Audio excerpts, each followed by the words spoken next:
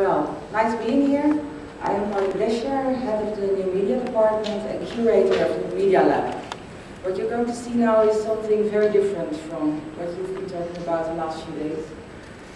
I could talk all day about this, but there's no time, so I try to press as much as many images in this 20 minutes. So maybe when I'm getting out of time, I start rushing. If you want to ask something, just raise your hand. I'm going to give you a roller coaster experience of the Cinekid Medialab, and I will start with a little, well, vision of Cinekid, what we are and why we are doing what we are doing. This is a sort of introduction film.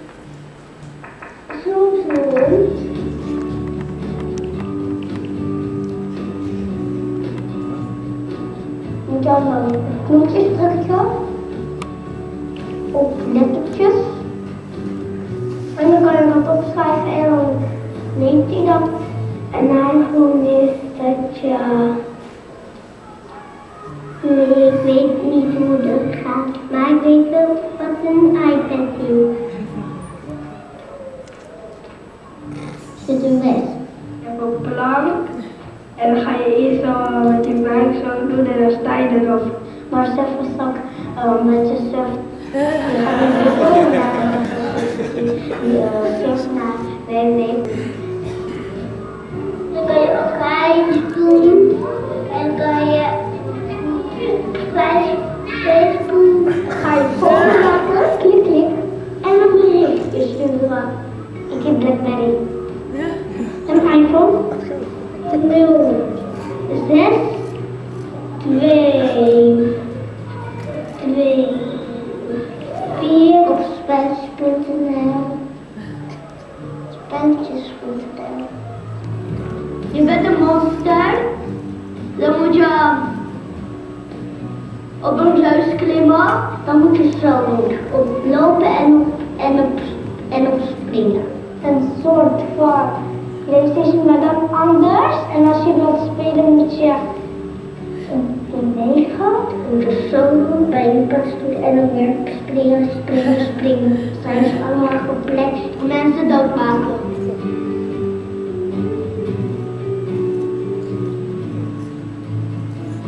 Dan dat was het.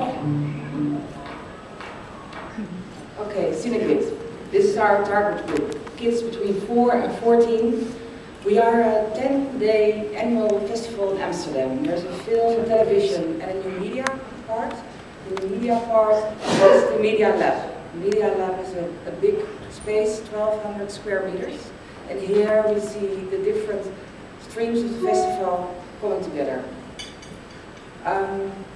Mission statements. We are all about media literacy. Of course, at first glance, it's all about fun and enjoyment. But we really try to teach them something as well. How they can deconstruct and contextualize media. How they can be empowered by media, not be just passive users and open whatever they buy in this fantastic app store, but how they can take things apart again and try to put them together more in a maker faire kind of way that we try to show as well. We try to show quality, the things that are made with love and care. Many of our products for the Medialab are just unique, they're just put together, especially for the festival. Maybe, again, if they turn out to be really successful. And we are all about inspiration, not just for the kids, but also for the parents and educators, decision makers. We have a professionals conference at the same time as the festival, something like this, a little bit bigger, for 2-3 days, with a lot of buyers, sellers, makers, developers, writers. There is a first media market where we try to connect financiers and people with plans. There is a screening club and there's a conference of 1.5 days, seminars, expert meetings. All those guys can meet in the Medialab as well. And well, Lauren was there last year and it was great fun taking her around and all the other guests. And he made this nice film. We're going to take a look at this film in a minute for a short bit. And well, it's an inspiration and it's also a reason to discuss stuff, to discuss what is happening, why kids are interacting with certain things in a certain way, and why they like this better than that, and what the better parents think. But I'm a parent. My school is really nearby the festival, and sometimes I meet mothers, from my classroom, and they are completely amazed at the entrance, and they say, oh my God, I finally got him away from the PlayStation, and again he's playing with an avatar. What are you doing to my kids? And the kid is like, oh my God, this is so nice, can we have this at home? So there's still a big, well, gap between the kids and our experience of gaming, and this is something we touched upon a little bit last night, when we talked to the children about violence in games, etc. Well, it's moving on a subject. This is a part of Warren's. Okay, so taking the concerns about technology being isolating sort of couch potato experience. Yep. For young children, and they decided to make the things here how to link together seamlessly real and virtual play experiences. It's really exciting. Have many different uses of the Connect platform, embodied cognition, virtual reality. It's very, very interesting. I haven't seen it on this level anywhere. The space is amazing. The Netherlands really are kind of a hidden gem in the digital media world. We've got to expose innovation that's going on here to a much wider audience. Very interesting. Which is what we'll try to do with this video. Walk over here with me, Leah, and let's talk out loud. Just right here, you've got a very low-cost version of kind of Legos and all the kind of building toys. And what's really innovative about this is that, first of all, you can see that the young children are driving the action largely. They're using their fingers and their minds to create things, but they're also using their tongues and their bodies, because these play materials are like Play-Doh, but they're not toxic. They're completely edible. Yeah. Oh, that looks delicious, fresh cuisine. There it is. That's what mine.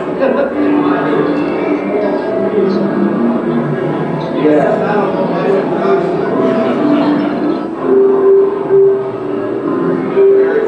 How long have you been playing banana?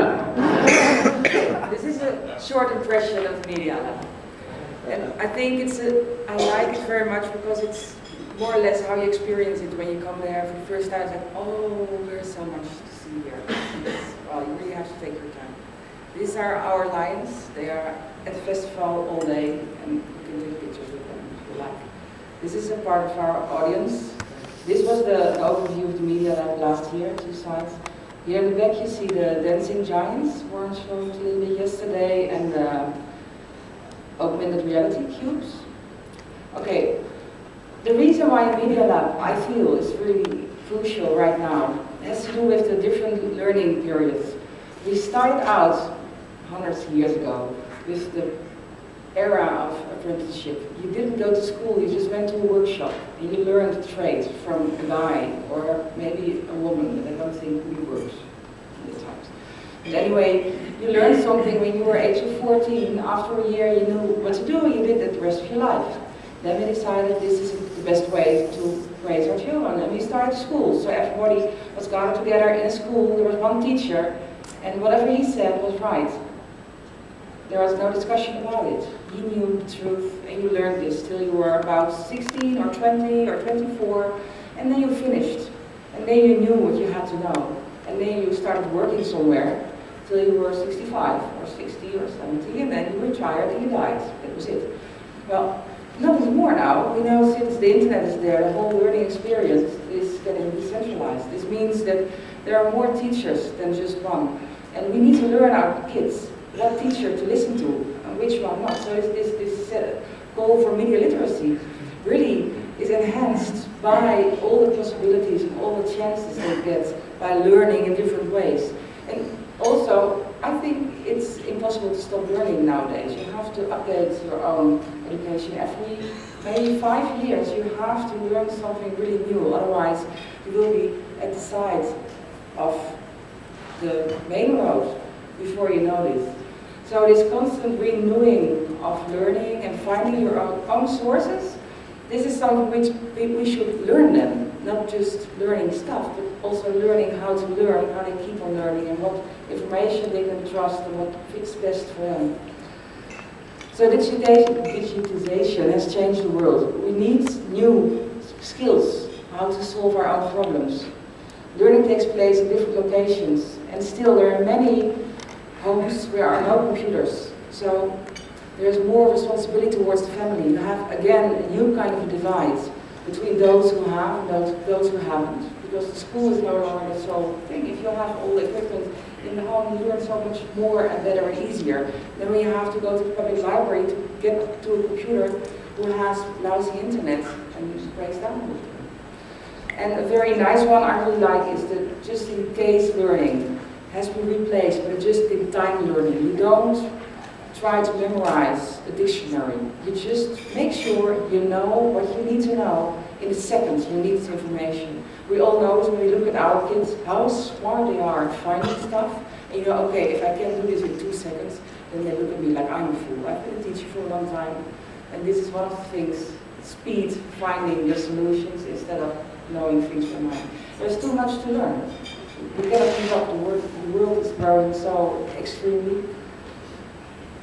So this is all we try to address in the Medialab. We try to do it in many ways. We try to wonder, to create amazement. It's a lot about open play without rules. Just go ahead and see what's happening. Discover new things, new images, and new worlds.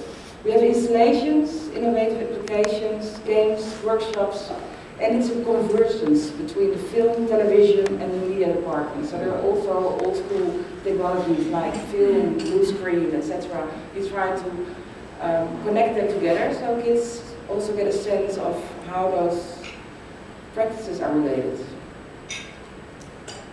For me personally, the latest trends I try to show in the Medialab is the interfaces that becoming more and more intuitive and less encumbered. You just can swing your hip and something moves, you wave your arm. The body and the digital is getting close together. Sometimes it's hard to see where your own body stops and the interaction starts. So there's a stronger connection to the physical and the virtual, which is very fascinating, sometimes scary. There's an enhancing and an active, proactive attitude for kids to find, and well, what I just started saying at the beginning. We need to give them tools to work with them. We try to tickle their imagination and curiosity. Now I'm going to show some installations and also some inspirational videos, how I found them. This is a chicken run. It's a racing game. There are 3 chickens, they have wheel controllers in them. And the faster you run with the chicken, the faster you go on the screen. So this was a really hysterical installation. Even parents sometimes started dragging their children off, like, now I want to try this. It's a Dutch game company called Horse Labs who developed this. We had a Cinekid in 2011, last year. This is also a piece from 2011. It was Japanese ears, maybe you know them. It's called the Negomimi. They just came on the market this summer. They did some extensive testing in Cinekid last year. It's a brainwave reader connected to 2 sensor motors. So if you are concentrating, the ears go up. When you are relaxing, the ears go down. It's very hard to distinguish when you are actually concentrating or not. For me personally, when a toddler entered the room, my ears went completely like this. And at 5, when I smelled some wine, it was like totally betrayed by my own brain. So kids really loved trying this. Some of them were definitely better. And we had some other game consoles at that time that was playing with the mind reader. It's really technically Japanese. I really like it. Sorry.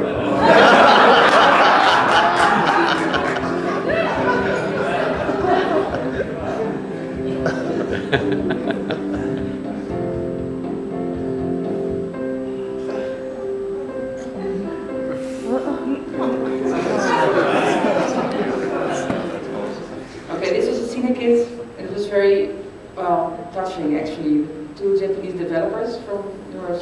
They have been making notes and standing for hours and hours and hours, for I think 5 or 6 days, just checking how long things took till until it was connected, etc. It was a very nice project.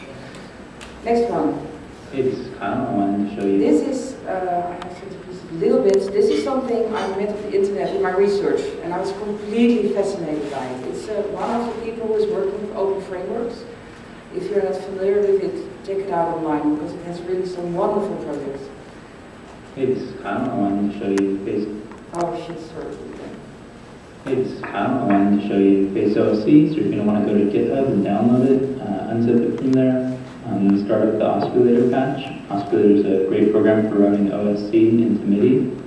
Then open the Face OSC app. It'll look something like this. It's tracking your face and analyzing your movement. If it can't find you, then you might want to find a darker background or light yourself differently. I'm routing it into Reason here and using the parameters of my mouth width and height to control a formal filter.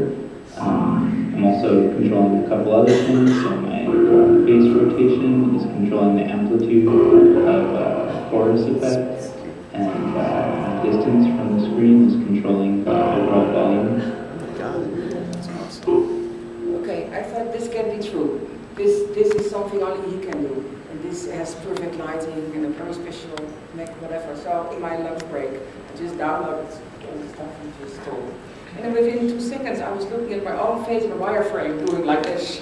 Just the sound didn't work. But anyway, I sent an email, and then they started working with us for the installation at Cinekid. That became this one. I asked for something with sound. I didn't get sound. I never get what I want. I always get something different, but whatever. I was very happy. It was something. This is my mother, by the way. When you put your face in front of the camera, it was filled with little balls, and it kept following the contours of your face. And if you're moving your eyebrows, it would wipe away the virtual balls. Here, when you were blowing, you get ribbons out of your face. If you didn't move, you tried to look very neutral. You had a third eye and a halo around your head. So, nice people, Zachary Lieberman, Kyle McDonald, and Dieter Manado were working on this. Then, last summer, new video, Vimeo, woo. So, I started looking. Another one. Same technology. Oh, God. Oh.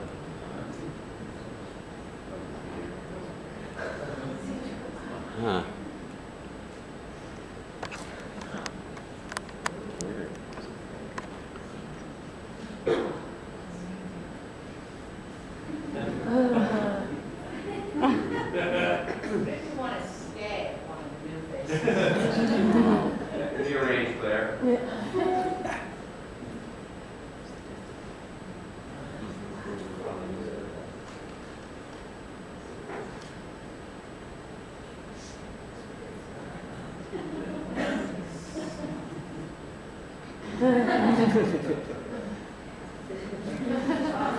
Okay, so I sent a new email. Hi guys, I would love to show this at the festival. Could we? And maybe we can take some heroes from our films in the festival.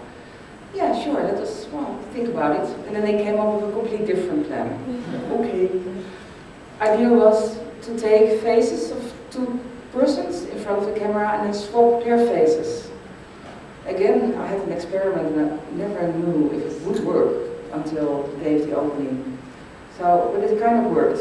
Not as well as we hoped for, but it was really interesting. Here you actually see that the girl on the left, she has the facial paintings of the lion at the right. So their faces are completely swapped. There were some difficulties with especially darker people, really black kids. Didn't work, it was quite painful. Because there are many black kids saying, no, it doesn't work, you're too black. But anyway, this kind of things are, well, we have to deal with it while they're at it, and it's part of the consequences you try to show things before they are mainstream. So I actually still like it. This is an installation, maybe you know, from an interactive film from Toronto, Blah Blah.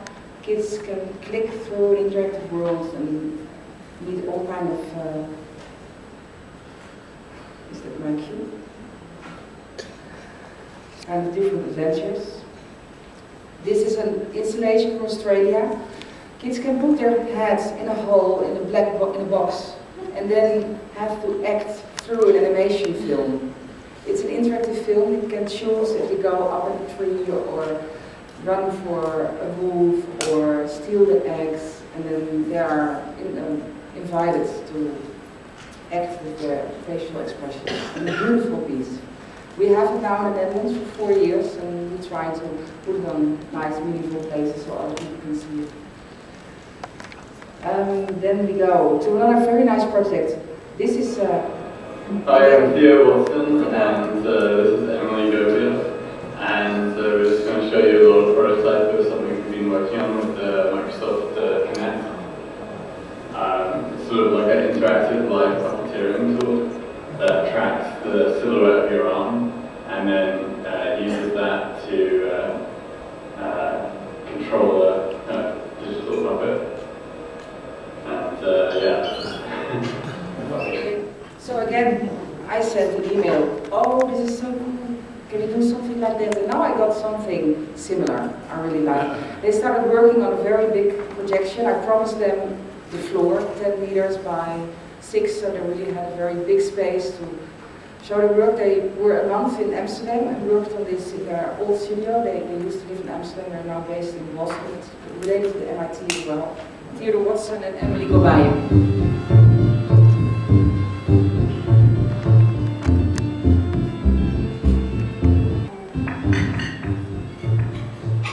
Here is the kids who are standing at the foreground.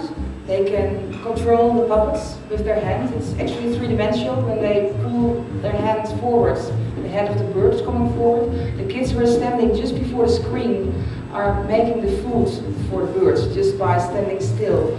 The kids who are controlling the birds can eat the food, and then their expression and their colors are changing. So it's a 3-layered installation actually. And it can contain about 15 or 20 kids at the same time, which is very nice for us because we have to deal with sometimes over 1,000 kids a day.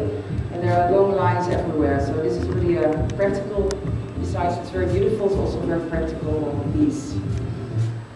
This is how it works, background. It's also open frameworks in relation to other programming software. This is the installation Warren showed me it yesterday. I thought I'd just show the end of it as well, where you can see what actually comes out of it. It's the huge puzzle cubes you have to put together. It's really difficult. And then this is the augmented reality payoff. And then you can turn the floor around, and then the animation starts to move. And every side of the puzzle gives a different reaction. And it's projected above their heads, so they have to relate to the puzzle and the projection screen at the same time. It's from a live view studio from Croatia. I also met them online, and they are very nice people. This is a tail, a robot tail, with a balance sensor. You can put it on your hips, and when you move your hips, it starts to move by itself. If you bend over, it goes up all the way.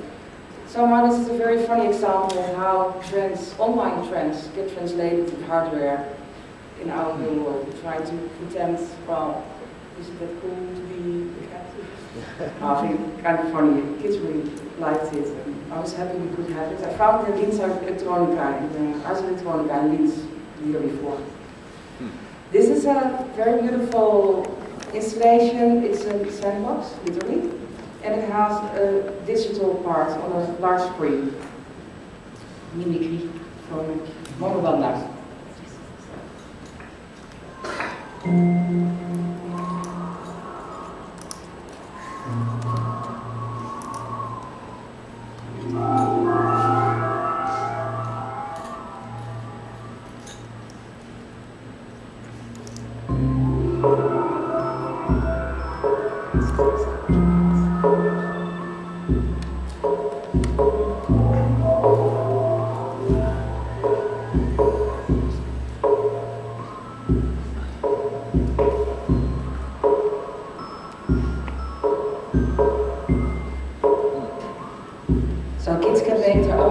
soundtrack for the balls, and the kids who are playing with the controllers on the screen can steer the balls, and you can see them, the projection of those on the sandbox. And it works really well. It's, I think it's a beautiful example of what's possible right now between the virtual and the physical world. Okay, and of course we have the workshops, how to make things. Last year we made all these kind of little robots running around. The year before we made bigger robots, fight robots. They can design them themselves and play with them. They can play and act in little movies. Really funny.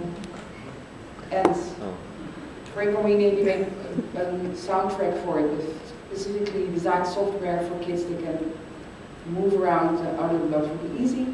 And the makey, maybe you know it.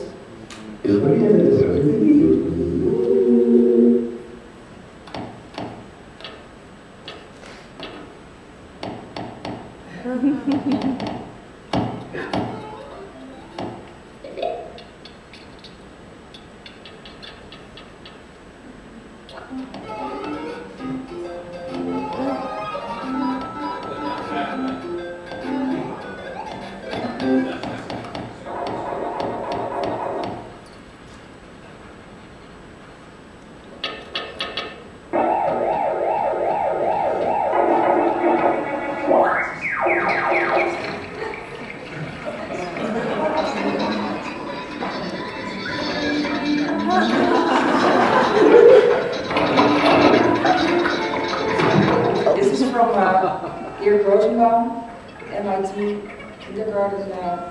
He came to the festival last year and he made some very nice workshops for us and gave a presentation in the festival. I think this is a really nice example. And here you see the dedication of making a game work with a potato. And this, to finish off, this is a few in the future for next year. I hope to get this installation. I really like it. It's an urban screen actually, it works with water. It has LED lights all over. When you make them wet, they light up, and when they dry, the lights go off again. So we try to get this, it's from France, from Paris, we try to get it to Amsterdam to show it in our Medialab next year. And one more thing, we have a new media award as well, which is open for applications and other games, apps to enter. And the best ones, the best 12 are shown in the Medialab as well, so we also do apps and console games, etc. That's it. Thank you so much.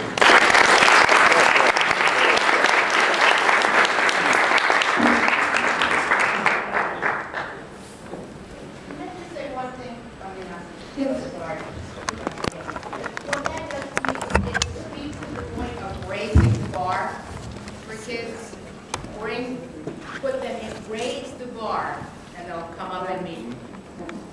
So I think so many things are possible by what you're doing, and it's fabulous, in my humble opinion. And curation. Where do you find these things? Do you scour the globe? Do they come to you? Oh, I come here. Other places, and I'm a lot online. Sorry. And it's my job all year through to keep my eyes open and stay in touch with artists and developers, etc. So I like to talk to anybody who has a nice idea, and at the end we have to see if we can afford it. That's always important in the whole. Yes, and we have some private funding, and we try to become more like a business modeled institution, but it's really hard. I heard the CIA is using those ears. Yeah. Oh, I love those ears. No, I've used those. But I wish there was an adult version. It's just 5,000 every gardening. Thank you, Paulien. Probably out of time.